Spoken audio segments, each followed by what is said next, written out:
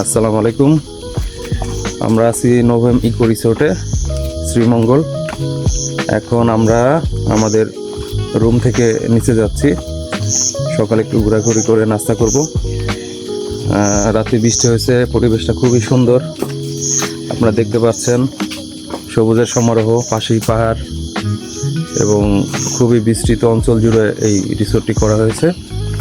আমরা ফ্যামিলি নিয়ে এসেছি।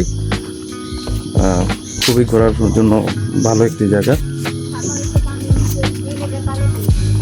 আমরা যেখানে আছি সেটা আসলে প্রায় 2-3 তলা উঁচুতে, তাই আমাদের প্রতিবার সিঁড়ি দিয়ে উঠতে হচ্ছে, বাট খুবই সুন্দর জায়গা আর কি। সকালে রোদ পড়ছে মুখের উপর, বাট খুবই এনজয়েবল একটি পরিবেশ। চারদিকে দেখতেই পাচ্ছেন কত সুন্দর সবুজের সমারোহ,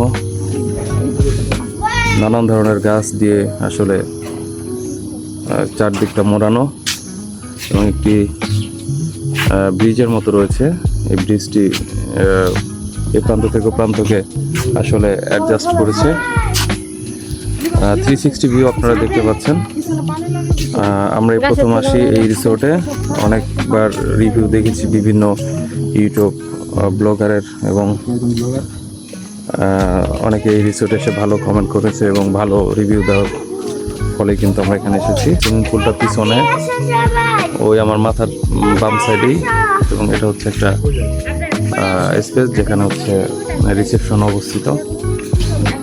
আর এই জাস্ট আমার পিছনে যেটি দেখতে পাচ্ছেন সেটি হচ্ছে এদের ডাইনিং স্পেস।